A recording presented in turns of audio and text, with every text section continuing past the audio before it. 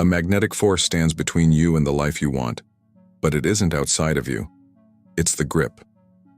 The very act of trying to control every detail, master every outcome, and micromanage your own evolution creates a blocking vibration. And paradoxically, the universe responds by pausing, not flowing. He had every routine dialed: morning gratitude practices, visualizations, minute-by-minute plans. Yet each move felt heavier, the breakthrough perpetually just around the corner, but never arriving. The truth eventually emerges, unexpected but undeniable. When you haul the universe into your own agenda, it resists. Here lies the paradox of control. The more you attempt to steer life, the more life steers around you. What feels like empowerment is, in fact, tension disguised as determination. When you broadcast, "I must keep things in order," the quantum field mirrors back. Not movement, but stillness. Not flow, but friction. Not miracles, but the echo of the same stuck pattern again and again. Why does this happen? Two energetic laws operate behind the scenes. First, the nervous system treats control like a survival threat. It whispers, "Something is unsafe," and initiates contraction. Meanwhile, the quantum field detects the frequency you're sending, not your best-intentioned words. And if those feelings beneath your words are tightened, forcing, anxious, the field responds accordingly. Second, control undermines alignment. You might truly desire expansion, healing, a breakthrough, but the vibration behind your actions is tethered to fixing what's wrong. And the quantum mechanics principle resonates. What you resist persists. That resistance isn't outside of you, it's your frequency, and it echoes back patterns you hope to leave behind. No more spiritual hustle can break that loop, because at the core, control is not mastery, it's fear. And when fear is the frequency you send, your reality matches it. The way out isn't more technique. It's a shift in posture, from forcing change to inviting it, from gripping the wheel to allowing the ride, from telling life what must happen, to whispering, "I trust what wants to emerge." Surrender, in this context, isn't about giving up or settling. It's the calm center of knowing that what wants to unfold already aligns when we're no longer fighting the moment. That is the true vibration of creation. As we move forward from here, we'll unravel how this notion of energetic surrender isn't spiritual laziness, but the most powerful activation of possibility. How release opens channels that control only obscures. How miracles arise not from our force, but from our frequency. So pause now and feel this. Control isn't courage. It's resistance. And only when you release the urge to fix does the flow, your natural state, return. There is a profound energy that shifts everything. Not effort, not discipline, not rigid will, but release. Release is not failure. It is radical trust. It is the art of stepping back, not stepping out. It's the realization that life isn't a puzzle you piece together with force, but a river you align with by yielding, not because you're done trying, but because you're done obstructing. Dr. Joe Dispenza reveals that intention, while vital, is incomplete without surrender. Intention gives form to desire, but surrender gives it life. When intention sharpens your focus, surrender softens your energy. The quantum field waits for both. Clarity of vision paired with spaciousness of presence. Without that anchoring softness, your desire collides with tension pressing against the very flow you seek to harness. This marriage of intention and surrender is not passive. It's alchemy, where your mind aligns with what you want, and your heart embodies that it is already yours. The quantum landscape doesn't respond to your urgency. It responds to your vibrational alignment. If your frequency carries undercurrent of anxiety, even spiritual anxiety, it overrides the clarity of your vision. The universe then mirrors back not your dream, but your deeper vibration of, "I must make this happen." The observer effect in quantum theory tells us that the act of measuring influences outcomes. But here, it's not just looking, it's how we look that matters. Measuring with clenched fists collapses possibilities into form that echoes your internal tension. Measuring with open arms, heart ready, mind clear, invites reality to shape itself around your resonance, not your expectation. Picture it like this. You're holding a delicate butterfly. If you grasp it too tightly, you crush the wings. You may still hold it, but it's no longer beautiful. But if you open your hands gently, it may simply land on your palm of its own accord. That's the dance of release. Not choked control, but calm openness, letting what you seek come to you with natural grace. When you finally understand that tighter control doesn't bring flow, release does, you begin to reclaim the rhythm of creation. You stop pushing the tide and start moving with it. You realize miracles don't arrive because you made them happen. They emerge where your vibration aligns with the unseen pattern already forming. Let's bring this into your reality. Perhaps you've structured your growth so perfectly, timed affirmations, scheduled meditations, to-do lists of intention. Yet there's still a hollow undercurrent of compulsion behind it. Release doesn't dissolve your purpose. It dissolves the underlying belief that you must scramble to become worthy. That's the real shift from "I must change this" to "I allow myself to be whole now." And in that allowing, resonance shifts. This is not an absolute answer. It's an invitation. Let your mind hold your vision. Let your heart hold the trust. Let go of the pressure between them. Let your inner world become a sanctuary, not a battleground. That sanctuary becomes the broadcast frequency you send, and the quantum field responds to frequencies, not faces, not efforts, not resumes. When listened to deeply, release becomes the beginning and the end. It is both seed and harvest. You don't need to abandon your dreams. You need to reclaim your alignment. You don't need to speed run your transformation. You need to slow down into it. You don't need to control the timing of miracles. You need to welcome their timing by being the resonance that matches them. In the next chapter, we'll explore exactly how resistance, even subtle, spiritualized resistance, actually reinforces the opposite of what you seek. You'll discover how trying to fix increases friction, and how to pivot into the frequency that invites instead of coerces. But for now, ask yourself quietly, what part of me is still trying to control reality when it only needs to align with it? A moment arrives when you realize that resistance isn't merely a reaction. It's the fuel for the very thing you seek to change. You try shaping your life, molding your emotions, scripting your identity. Yet resistance, in the guise of control, perfectionism, or self-criticism, becomes the signal you broadcast, and the universe delivers more of the same. This loop, subtle yet insidious, is where many genuine seekers unknowingly anchor their stagnation. When you resist a part of your experience, you give it energy. The mind of resistance is always vigilant, scanning for what's not aligned, what's incomplete, what's potentially flawed. That vigilance, like a copper wire, conducts signal into the quantum field, amplifying the waveform of limitation. Scientifically, we could call it observer bias. Spiritual traditions know it as anchoring the undesired pattern into existence. Every time you say, "I must fix this," you're actually shaping your field around the idea that the current you is not enough. Dr. Joe Dispenza speaks directly to this phenomenon. The more you attempt to control or manipulate outcomes, the more you reinforce the identity of someone who lacks control. That contradiction, even when hidden beneath well-intentioned intentions, confuses the field. Your heart may say, "I trust," but your muscle memory is still poised in mistrust. The result? Energetic interference, your internal orchestra out of tune.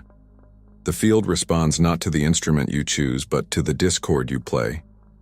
This is why so many manifestors fall off the vibration. They learn the affirmations, the techniques, the spiritual language, but their energy is still hooked on survival. They cling to a fractured sense of identity. I am not enough unless I prove myself. And the field echoes back their embedded story, not their hopeful projection. But here's where transformation begins. When you understand resistance as an energetic pattern, not a failure, you're no longer bound by it. You can consciously drop the reliance on struggle as a gauge that you're doing it right. You can feel the depth of your breath, the softness beneath the hard shell, the coherence behind the clamor. The shift is seismic.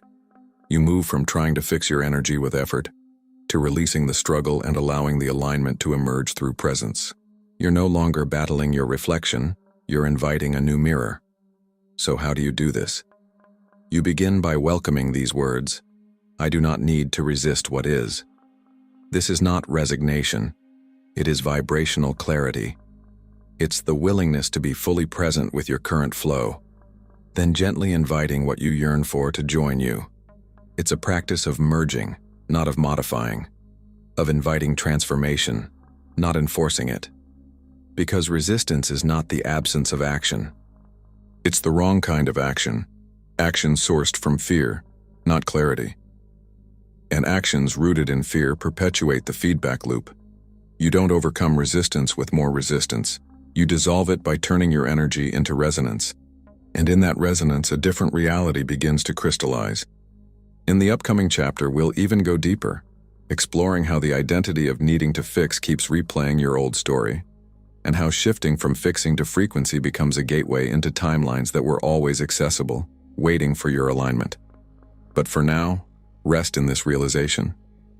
The universe isn't your opposition. It's your canvas.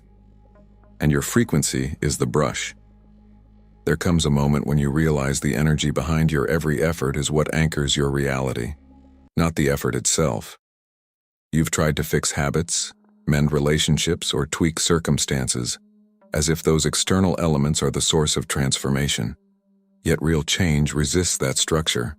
The field resists force. Intuition resists tension.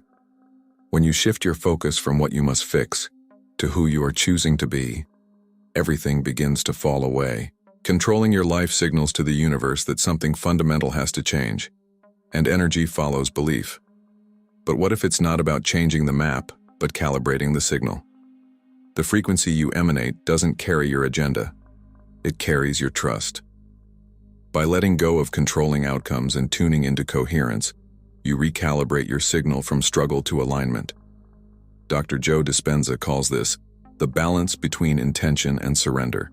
Intention activates the clarity of what you desire. Surrender softens your energy so the field can respond. This is not passive waiting. This is allowing your heart to meet your vision without forcing the manifestation. It's planting the seed with purpose, then letting the universe water it with unseen hands. When you remain stuck in the paradigm of fixing, you recycle the same emotional tune. You might think, everything in my life will improve with enough effort, but underneath that thought is a deeper story. I'm not enough. And even spiritual effort can become another layer of self-judgment disguised as devotion. The moment you shift, not through more effort, but through emotional spaciousness, choosing not to correct every outcome, you alter your frequency. And your frequency is what the quantum field mirrors back to you. This internal shift brings synchronicity, clarity, and presence. You no longer need to orchestrate miracles. You simply become the signal that mirroring reality recognizes. When your inner frequency drops the tension of trying to fix, the structures of life begin to vibrate to your new resonance. Doors open, conversations align, opportunities arrive, not because you manipulated, but because your presence changed. This shift is less resilient to force and more receptive to flow. The river doesn't surge upstream by force. It flows where the banks guide it. In the same way, you don't shift timelines through effort. You shift them by gently steering your energy. So step into that frequency. Feel into a state of enoughness that isn't proven by your actions, but serene in your knowing. Let intention draw your map, and surrender soften your tune. When your frequency is coherent, your life becomes the echo. Comment below. I release control and align instead. To align your frequency. In the next minutes, we'll dive into how surrender doesn't weaken you. It magnetizes reality. You'll discover the incredible force hidden in letting go and how inner alignment becomes the most powerful form of creation. There is a resonance so profound that it renders effort irrelevant. It's not a softer form of control, but an entirely new mode of being. This is the stillness of surrender, and paradoxically, it is the most magnetic force at your disposal. When you cease resisting, the current of life stops circumventing you and begins flowing through you. The stillness I speak of is not paralysis, it's presence, it's quiet mastery. It's the state where your internal coils of must-do finally unwind, and you realize that life doesn't need coaxing. It simply needs space to unfold. In that stillness, the universe aligns with you. The energy shifts. Opportunity doesn't knock. It appears, perfectly on time. Dr. Joe Dispenza expresses this exquisitely. The balance between intention and surrender is delicate, like walking a tightrope. Intention brings focus, but surrender opens the heart. When these two meet, coherence emerges, a single signal into the quantum field that reverberates with creation itself. Think of it as humming. If you hum with tension in your throat, the tone fractures. But when your throat relaxes, the sound becomes rich, resonant, and carries across a room. This stillness is your spiritual signature. It broadcasts clarity, not rigidity. Without it, your vibration is trapped in the loop of doing more, even if that doing is spiritually polished. But surrender doesn't negate your vision. It refines its pathway. It doesn't reduce your reach. It magnifies your frequency. When you embody surrender, you're no longer laboring for results. You are becoming the vessel through which those results naturally exist. At a quantum level, every possibility already exists in potential. What shifts the possibility into the physical timeline is coherence. Your presence itself, absent the tension of trying, is what collapses waves of becoming into real-time manifestation. The universe doesn't find a way to make your dreams happen. It shapes itself around the vibrational geometry of your alignment. Letting go is not giving up. It is giving way to what already flows. It's not abandoning ambition. It's aligning ambition with instinct. It's not quieting desire. It's quieting the struggle around it. Imagine your desire as a star and surrender as the dark sky. Without darkness, the star doesn't shine. Without surrender, your desire loses its brilliance. So you rest. You still. You become the field. You embody the knowing that life is supporting your expansion, not because you forced it, but because you allowed it. You trust in timing without rushing. You trust in reading without controlling.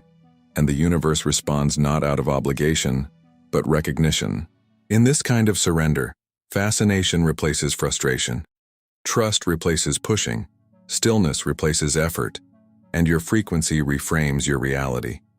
In the final part, we'll seal this journey and meet not your destination, but your return. Because the truth is, you were never broken. You were always becoming. And now the becoming flows seamlessly. They told us life is about fixing, repairing, correcting your flaws until you're good enough. But what if that very belief has been the resistance, not the resilience? What if no part of you is broken at all, but simply becoming? The shift you've been chasing isn't a fix, it's a remembrance. The kind that unfolds not through grinding with effort, but through surrendering into alignment. You discover this in moments of stillness. Moments when doing stops and being begins. When the tension of not enough yet finally quiets, and beneath it you find a clearer hum of wholeness that was always present. That hum is your signature frequency. It's your reminder that you were never incomplete. You were your becoming, moving through all layers of identity toward your resonance. In quantum terms, everything you seek already exists in probability. The desire you broadcast is the invitation, and the feeling you hold when you truly embody that invitation is the waveform collapse. You don't fix yourself into that reality. You relax into it, not through logic, will, or strategy, but through coherence. This is the return, the moment you stop fighting your reflection, the moment you stop maneuvering, planning, optimizing, and instead, align. Let go of reaction. Let go of waiting. Let the circuit click without force. Let the field respond to clarity, not pressure. Dr. Joe Dispenza calls this alignment living as if, not faking, not denying reality, but stepping into your next version emotionally and energetically, even while daily life remains the same. Living as if requires virtuous repetition and nervous system recalibration. The more your body learns to inhabit that vibration, the faster your external reality harmonizes. Nothing in your outer world needs to change yet. Your internal signal does. You are not building a better version of yourself. You are remembering the version already embodied in wavelength, and that alignment reforms everything around you. Without effort, people, opportunities, ideas, they ripple in accordance with your coherence. In this place, gratitude ceases to be aspirational and becomes foundational, not gratitude for arrived things, but gratitude for alignment itself. You're not happy because you have more. You're more available because you are happy now. That's magnetic. The universe doesn't reward your fixes. It responds to your frequency. So here's your closing invocation. You were never broken. You were just evolving into more alignment. You are not behind. You were paced by your soul. And if you feel the resonance of this like an echo in your bones, carry it forward. Let your day, your breath, your choices ripple with this knowing. If you'd like a guide to continually return to this frequency, feel free to explore the ebook Awaken Your Quantum Power, linked in the pinned comment. Not as a tool, but as a frequency companion. Not a path for what's next, but an invitation to align where you already are. Because the becoming was never a chasm to cross, but a heartbeat to return home to.